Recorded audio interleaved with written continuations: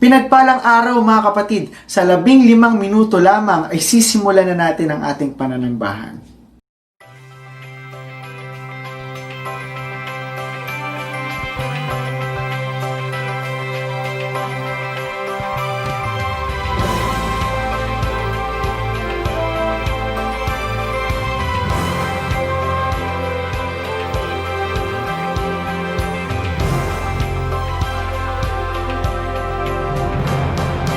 Joy to the world, the Lord is come. Let earth receive her King.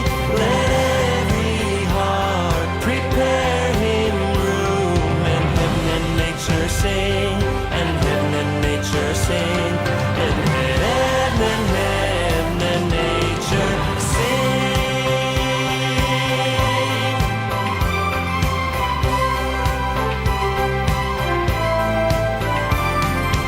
He rules the world with truth and grace, and makes the nations prove the glory. Habang tayo po ay naghihintay, ay maaari po natin i-share ang link na ito sa ating mga family members, friends, at churchmates. Inaanyayahan rin po namin kayo sa mga sumusunod na gawain.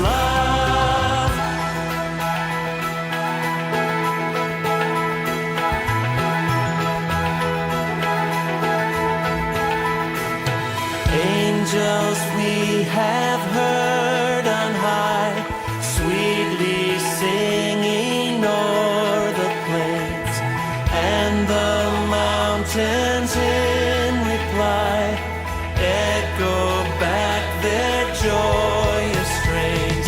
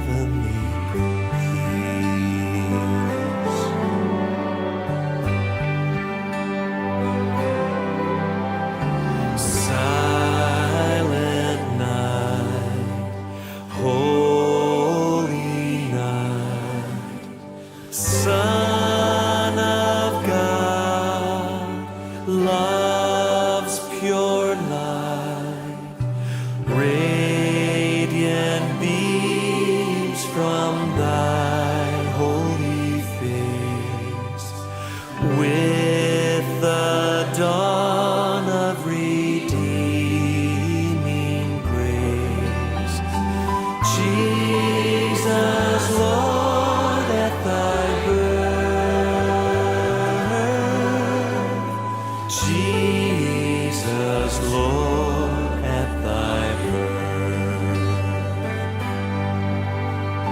sleep in heavenly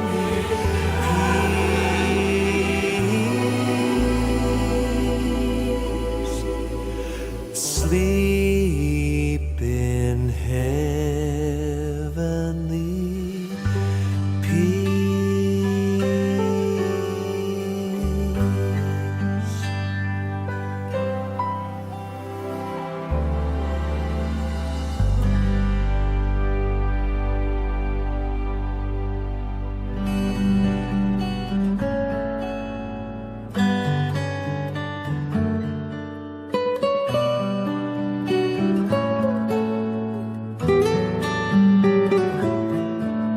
The lights of the city shine bright, red and green, but sometimes the season is not what it seems.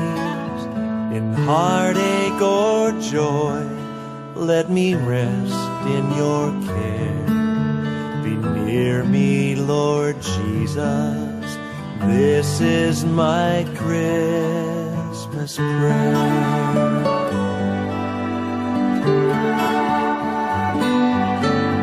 The wise men brought treasures, the shepherds bowed down. The angels were singing their glorious sound. I have no great riches, no gift to impart. What can I give you? Lord, I will give my heart. Be near me, Lord Jesus, I ask you to stay close by me forever, I pray. Through the storm, through the night, hold me close, be my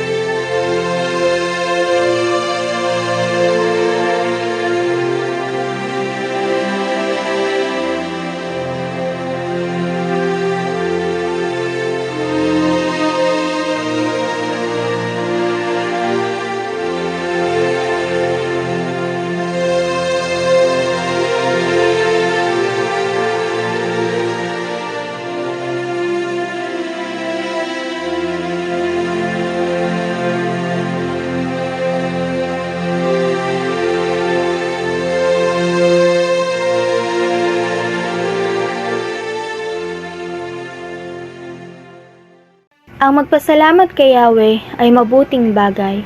Umawit na lagi, purihin ang ngalang kataas-taasan. Pag-ibig niya'y wagas ay dapat ihayag, kumbukang liwayway. Pagsapit ng gabi, ang katapatan niya'y ihayag din naman.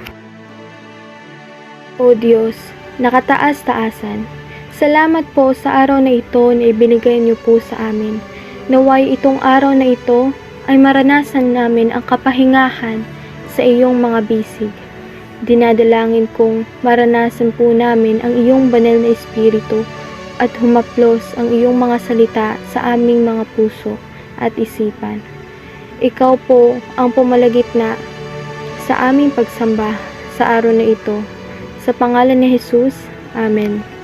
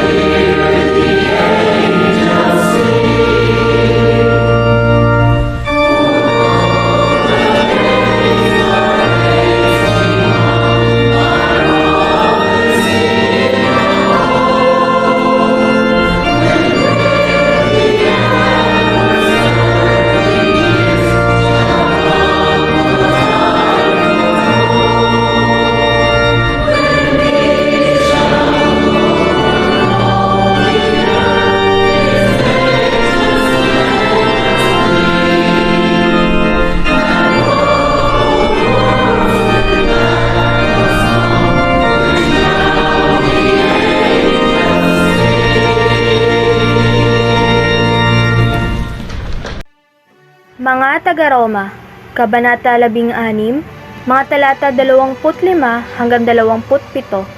Purihin ang Diyos na makakapagpatibay sa inyong pananampalataya sa pamamagitan ng magandang balita tungkol kay Jesucristo na ipinapangaral ko. Ang magandang balitang iyan ay isang hiwagang nalihim sa loob ng mahabang panahon, subalit sa utos ng walang hanggang Diyos ay nahayag ngayon sa lahat ng bansa sa pamamagitan ng mga isinulat ng mga propeta, upang ang lahat ay sumampalataya at sumunod sa Kanya. At ngayon, sa pamamagitan ni Jesucristo, purihin natin ang iisang Diyos, ang ganap na nakakaunawa sa lahat ng bagay. Amen.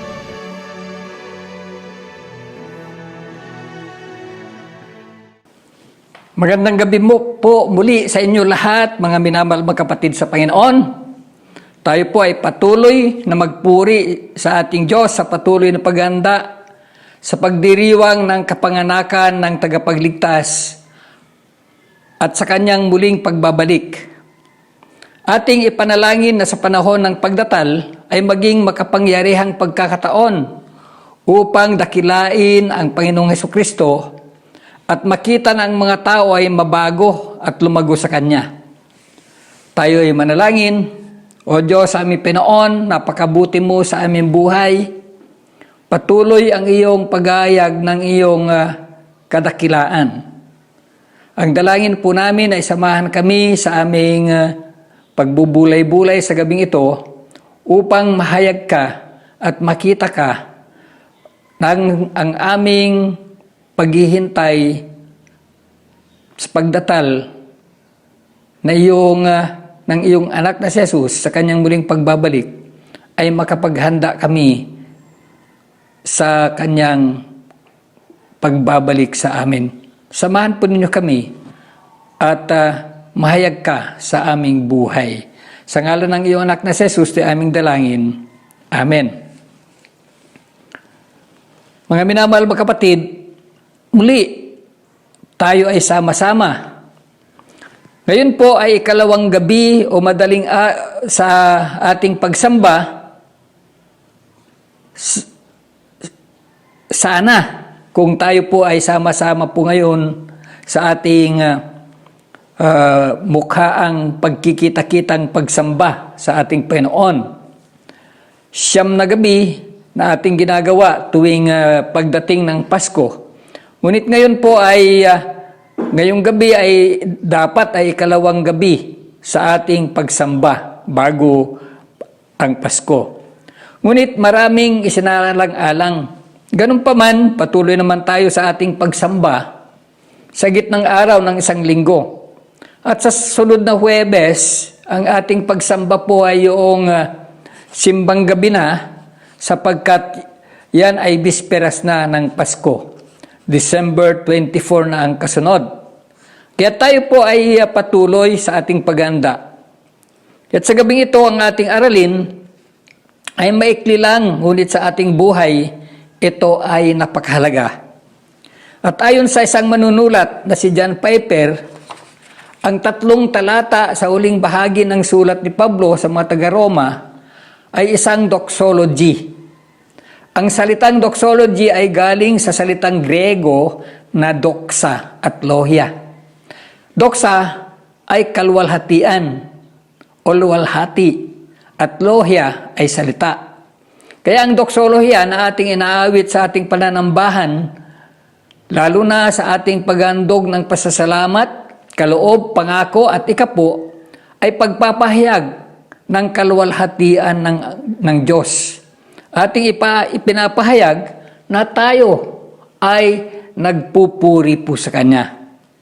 Kina William Sunday at Arthur Hedlam naman, ang 3 talata na ito ay tunay ngang doxolohiya na maikling paghayag ng dakilang kaisipan ng sulat.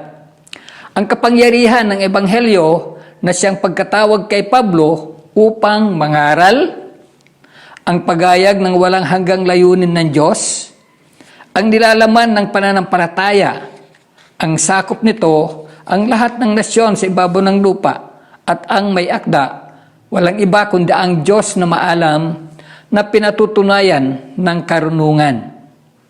Ang panghuling layunin ng Ebanghelyo ay ang walang hanggang kaluwalhatian na Diyos. At ito rin nawa ang ating pinakamataas na layunin ng bawat isa sa atin.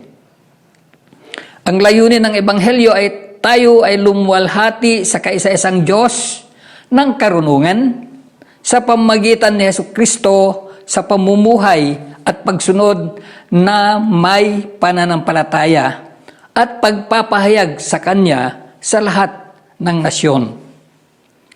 Ang pinakadulong gawa ng tao ay ang bigyang luwalhati ang Diyos at tamasahin siya magpakailanman o maranasan siya magpakailanman maranasan na may kasiyahan. Kaya't sa gabing ito, tatlong mahalagang bagay lamang na dala ng ating aralin ang ating pag-uusapan. Una, purihin ang Diyos sa matibay na pananampalataya ayon sa mabuting balita. Paano natin gawin ito, mga minamahal mga kapatid? Kailangang maniwala tayo sa Ebanghelyo at ang ating pananampalataya ang magsalin sa pamumuhay na sumusunod kay Kristo sa isip, sa salita at sa gawa. Sa pamamaraan na ito, makikita ng ibang tao kung gaano kadakila ang Diyos sa atin. Sa pamagitan ng ating isip, iniisip po natin kung ano ang ating gagawin. Ganon din na bago tayo magsalita, isipin muna natin kung ito po ay nakabubuti para sa karamihan. Hindi lang sa iyo, kundi para sa lahat. At sa gawa, dapat kung ano ang ating sinabi, yun din po yung nakikitang ating ginagawa. Sa pamamaraan na ito, makikita ng ibang tao kung gaano kadakila ang Diyos sa ating mga buhay. At dito, sa una na ito, makikita natin at pinatitibay tayo ng Diyos sa pamamagitan ng mabuting balita. Sabi sa talatang 25, purihin natin ang Diyos na siyang makakapagpatibay sa pananampalataya ninyo ayon sa magandang balita. Ito po yung sabi po ni Pablo. Ang ebanghelyo ng mabuting balita patungkol sa kabutihan ng Diyos na siyang nagligtas sa atin sa kapahamakan na dala ng kasalanan. Pinatitibay upang manatiling matatag sa lahat ng klase ng problemang maaring dumaan.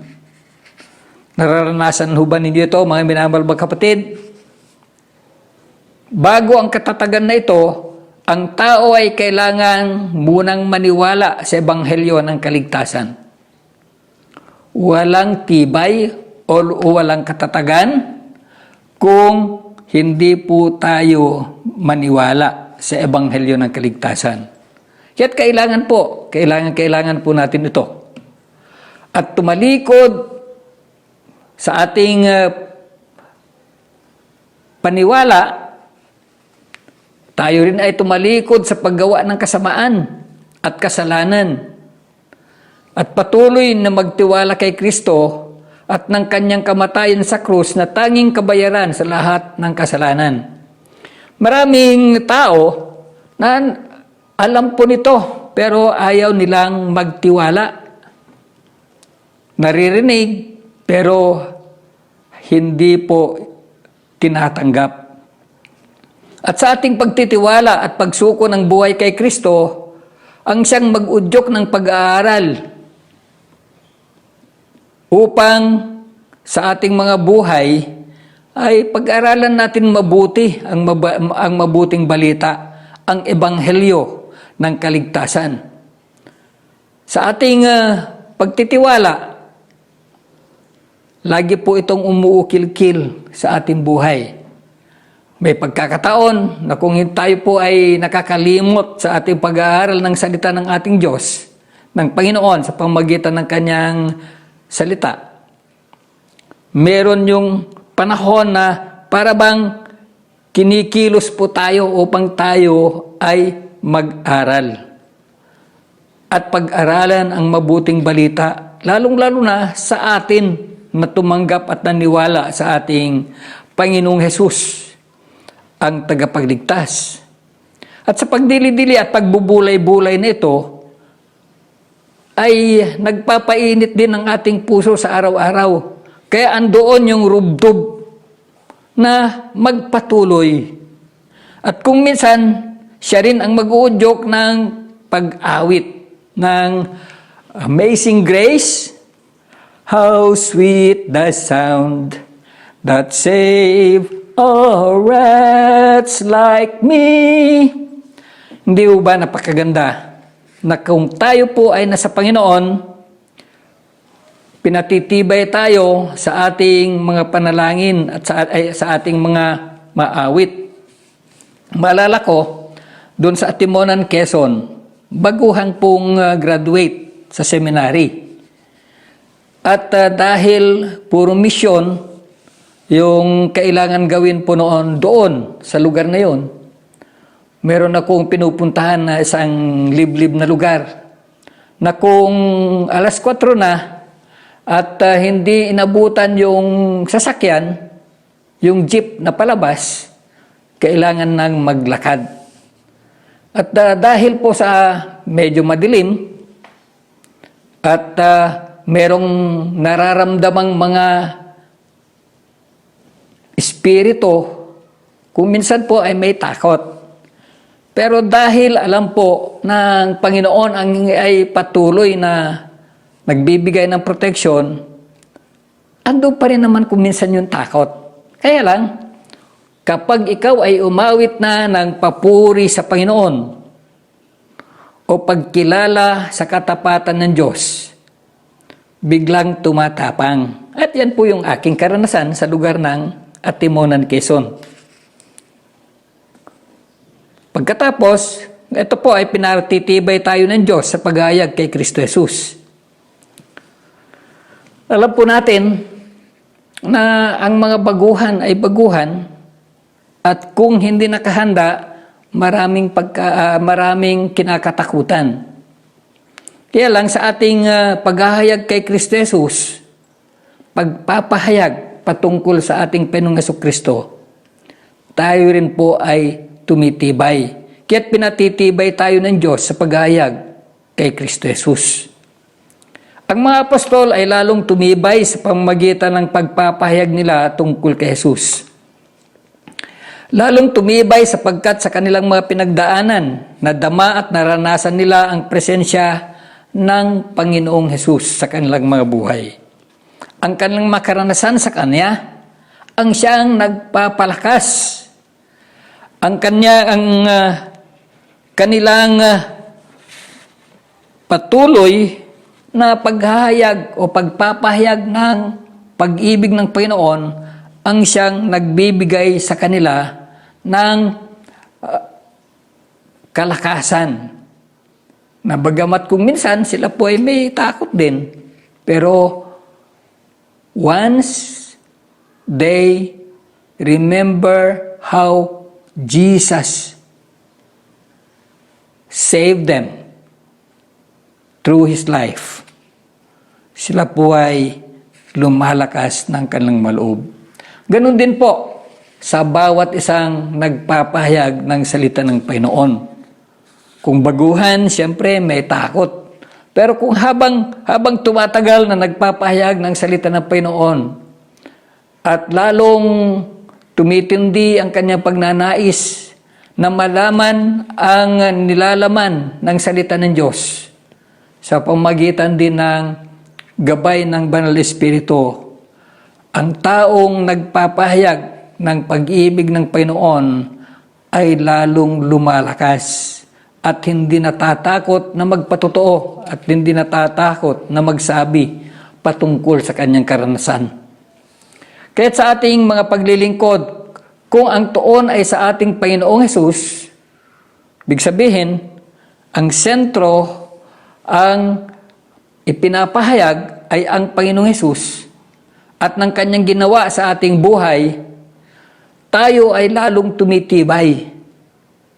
Kaya't kahit anong pagsubok na gawin ng ibang tao, kahit anong pagdadaanan, hindi po tayo nalulugmok, kundi tayo ay lumalakas, tumitibay, tumatatag. Sapagkat ang Diyos din ang nagbibigay sa atin ng katatagan. Pinatitibay tayo ng Diyos sa pahayag ng misteryo. Misteryo. Ang misteryo ay isang bagay na nakatago. Andi dyan, pero hindi, alam mong nandi dyan, pero hindi mo alam ang kalubusan. Itong misteryo na ito ay hindi maunawaan. Merong nababanaag ngunit di lubos na makita o hindi lubos maipaliwanag.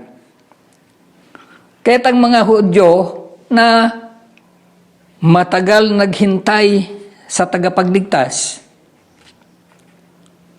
ito ay hindi nila naunawaan. Alam nila na ang tagapagligtas ay mula sa angkan ni Haring David. Ngunit di nila lubos na maunawaan kung paano. Kaya't nung pagdating ni Jesus, hindi nila pinaniwalaan sapagkat hindi nila naintindihan. Ang dahilan po nito ay ang kanilang sariling pangunawa, ang kanilang pinaiiral. Ganun din po sa bawat sa atin, mga minamahal na kapatid. Kung ang ating mga sarili, ang ating pinaiiral, hindi po natin mauunawaan. At ang panahon na yon ng mga Hudyo sa pagdating ng Panginoong Hesukristo, hindi nila maintindihan kahit po sila ay mga tagapagturo patungkol sa pagdating ng tagapagligtas. Hindi pa rin nila maintindihan sapagkat hindi nila inuunawa ito sa gabay at patnubay ng Panginoon. Kaya't ang misteryo ng kaligtasan ay di nila nakita. Kaya't hanggang sa ngayon, sabi po nga ng iba, ay marami pa ring Hudyo na ayaw maniwala na si Jesus ang siyang kanilang hinintay ng matagal ng panahon. Hinintay ng kanilang maninuno, hinintay ng kanilang mga magulang. Ayaw maniwala. Pero ang misteryo nito ay ipinapahayag sa mga tao na lubos ang tiwala sa Diyos at nakikinig sa kanyang salita. Kaya't ang misteryo ng kaligtasan ay di nila nakita dahil ayaw nilang gumawa at sumunod sa gabay ng Espiritu. Ang misteryo ay di nila nakita dahil naitago sa kanila na ayaw maniwala sa paraan ng Diyos. At dito rin, tignan po natin ang pagkaunawa ng mga Hudyo sa kaligtasan ay hindi nila lubos na naunawaan. Ngunit ang layunin ng Diyos ay kaligtasan para sa lahat ng tao. Kung ang mga Hudyo noon, ang kanilang iniisip, ang kanilang hinihintay ay ang magligtas lang sa bayan ng Diyos. Kaya't lalo nilang hindi naunawaan ang pagdating ng ebanghelyo ng Panginoon na pati ang mga hentil ay kasama sa ganitong pagdating ng kaligtasan. Kaya't ang layunin ng Diyos ay kaligtasan para sa lahat ng tao.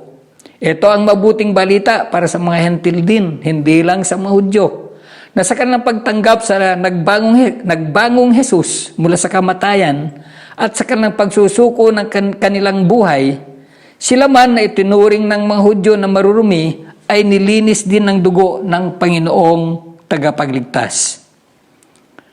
Pinatitibay tayo ng Diyos sa pamagitan ng kasulatan ng mga propeta. Opo, mga minamahal mga kapatid, ang makasaysayan ng bayan ng Diyos sa kanilang mapinagdaanan ay matibay na nagbibigay katunayan o patibay sa kanilang pananampalataya. Naroon, na tuwing meron silang problema, hinahanap nila ang mga propeta. Sinasanggunin nila ang propeta. At ang propeta ang siyang kanilang representative. O ang kanilang mga problema ay dinadala ng propeta sa Diyos.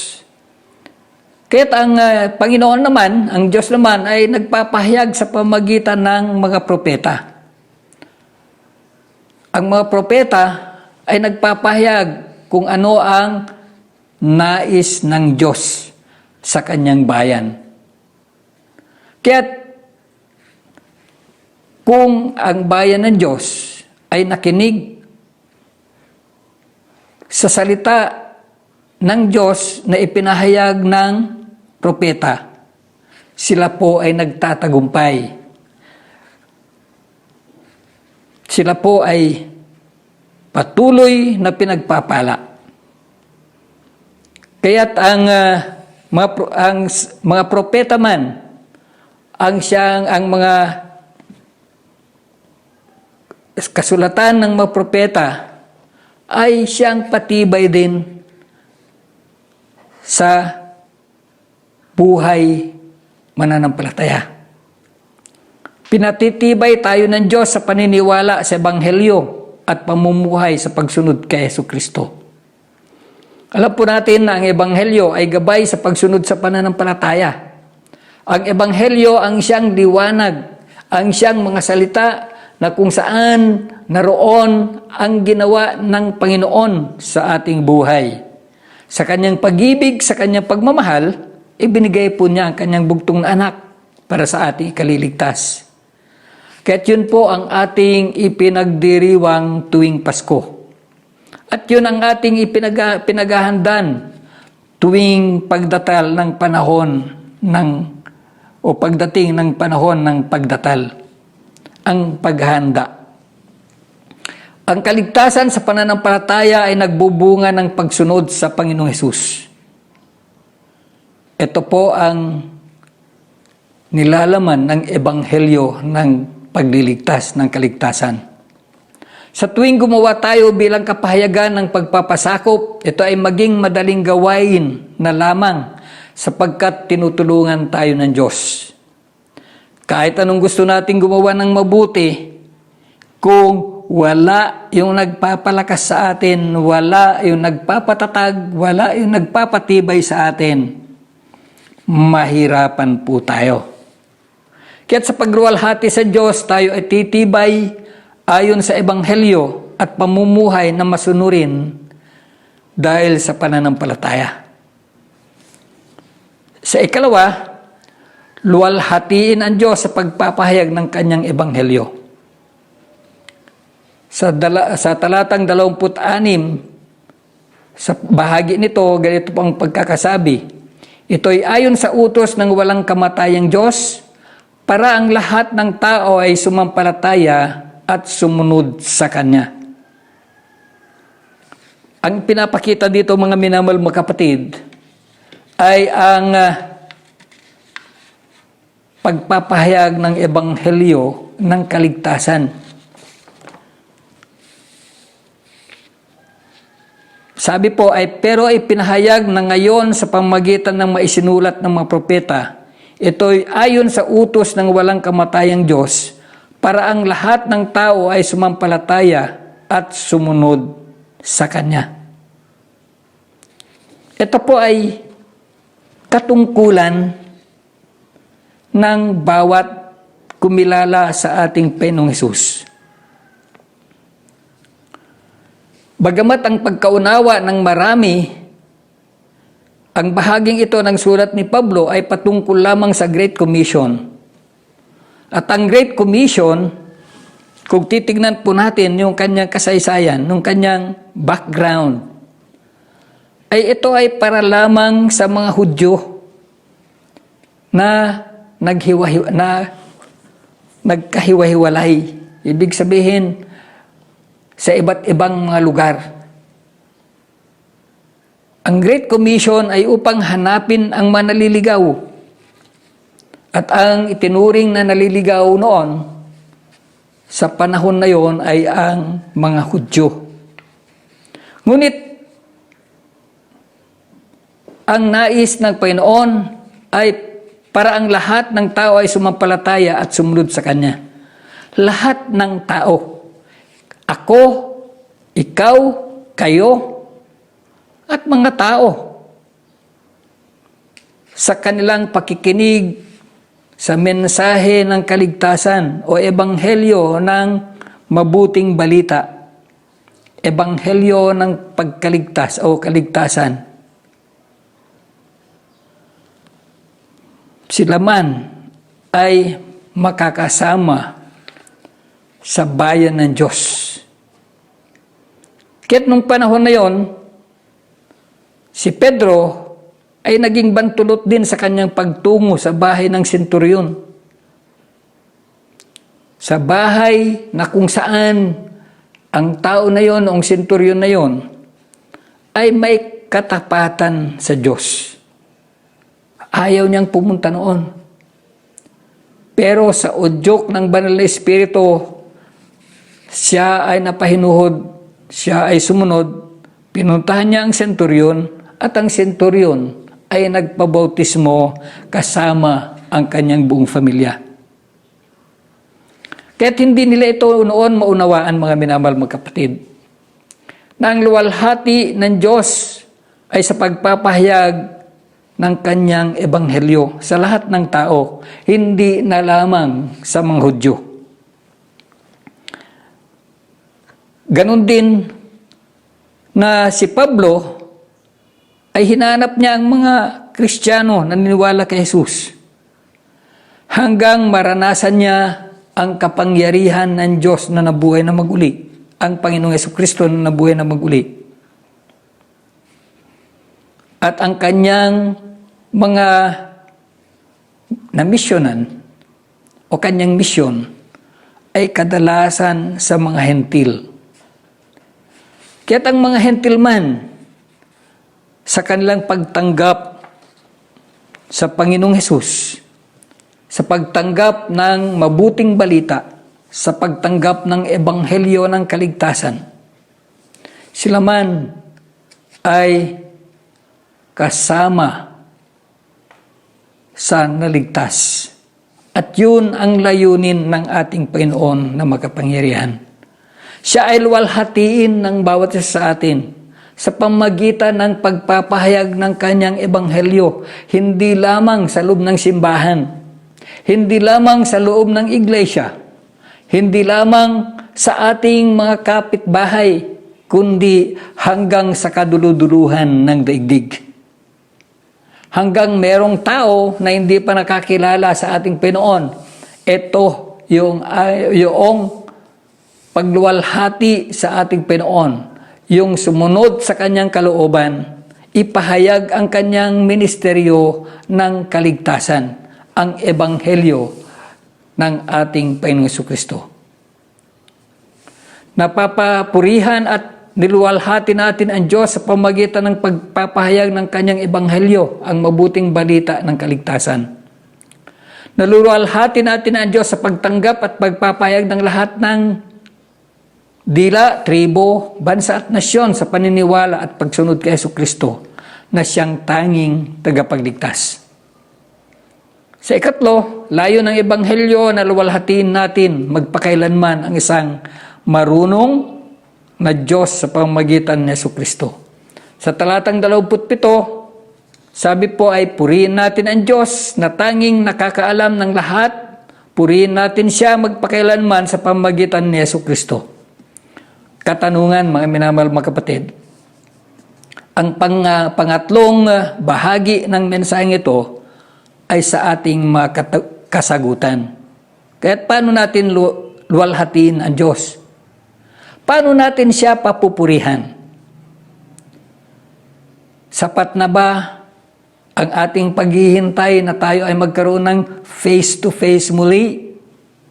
Sapat na ba sa loob ng simbahan tayo ay magpupuri lang sa Panginoon, malwalhati ang Panginoon sa ating handog o sa ating pakikinig, na kahit kung minsan sa ating kalagayan sa loob ng simbahan, yung nangyayari kung minsan ay nag-uusap, ito ba ay nakakaluwalhati sa ating Panginoon?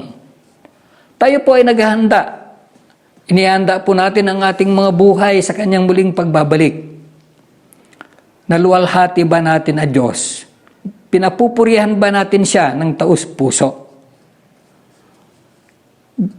Upang gawin po natin ito, mga minamahal mga kapatid, merong iminumungkahing paraan. Tuwing paggising sa umaga, para siya ay mapapurihan, para siya ay malwalhati sa araw na yon, tayo ay mananalangin. At sa ating pananalangin, sabihin natin sa Panginoon, sa ating buhay, Sabi natin, Panginoon, papupurihan kita sa araw na ito. Tulungan mo ako mamuhay na malugod ka. Tulungan mo ako na maging ang aking mga gawain ay kalugod-lugod sa iyo upang ikaw ay aking mapapupurihan. Ibabahagi ko ang iyong pag-ibig sa pamagitan ng patutuo ng aking buhay. Opo, mga minamahal mga kapatid, ang ating layunin ay papurihan, luwalhatiin ang Diyos sa ating mga buhay. Nawa sa ating paghahanda, nawa sa ating mga buhay, sa ating pagdiriwang sa karawan ng ipinanganak na si Jesus at sa ating paghihintay ng kanyang muling pagbabalik. Matagpuan ang bawat isa sa atin ay gumagawa ng mga bagay na pagluwalhati sa ating Diyos. Hindi po sapat ang ating mga ikapo, hindi po sapat ang ating mga handog, hindi po sapat ang ating mga buhay sa loob ng ating mga tahanan. Ang kasapatan po nito ay yung makita sa ating mga puso na tayo ay sumusunod sa Panginoon, sa kanyang anak na si Jesus na ating tagapagligtas, na sundin ang kanyang kalooban, sundin ang pagpapahayag patungkol sa kanyang pagliligtas. Ang plano ng Panginoon sa kanyang ebanghelyo ay upang makita ng lahat ng tao na ang kaligtasan ay walang iba kundi ang Panginoong Hesus, ang kanyang bugtong na anak, ang ating Panginoon at tagapagligtas. Nawa, mapapurihan natin ang Diyos sa lahat ng araw ng ating buhay. Tayo ay magpasimula kung hindi po natin ito napapasimulan. Papurihan po natin ang Panginoon, luwalhatiin po natin siya sa ating mga buhay. Tayo manalangin. O Diyos, aming Panginoon, salamat po na ang iyong paghahari ay makikita sa aming mabuhay, sa aming pagsusuko. At pagnanais na ikaw ay aming luwalhatiin sa pamamagitan din ng iyong gabay at patnubay sa bawat isa sa amin. Ito ay aming dalangin sa ngalan ni Jesus. Amen.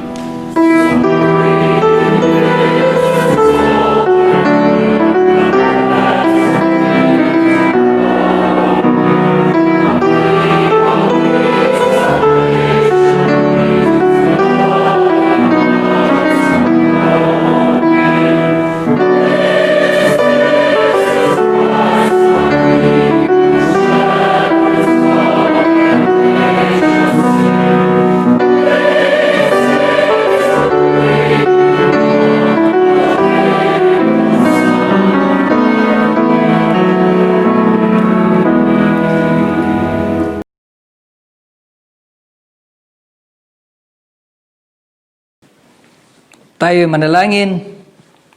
Patuloy, O Diyos, ang aming pagpapasalamat sa iyong kabutihan sa buhay ng bawat isa sa amin.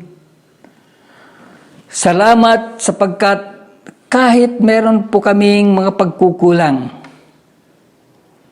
kayo rin po ang siyang nagpapatibay po sa amin, pinapatatag kami upang dumaan man kami sa mga problema sa buhay, sa ibabaw ng lupa. Patuloy pa rin na meron kaming pagnanais na gawin ang aming mga tungkulin. Lalong-lalo na ang ikaw ay aming papurihan at walhatiin sa aming mga buhay. Mangyari nawa na ang iyong gabay at patnubay ang siyang makita sa bawat isa sa amin. Lalong-lalo na sa panahon na ito na kung saan kinakatakutan pa rin ang epekto ng pandemya ng COVID-19.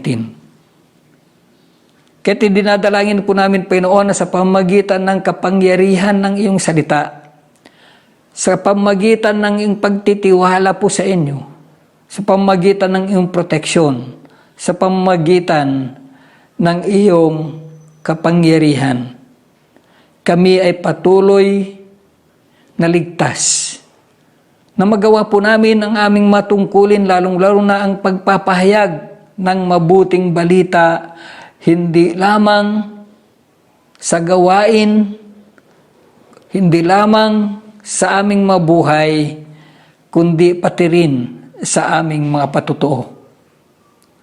Kaya dalangin po namin, Panginoon, patuloy kang mangusap, patuloy kang manguna, at dinadalangin din po namin ang bawat pamilya na iyong patatagin ang kanilang mabuhay, na sa kanilang pagbubulay-bulay, makita nila ang iyong kapangyarihan, makita nila ang iyong patuloy na pag-iingat. At ikaw ay dakilain sa pamagitan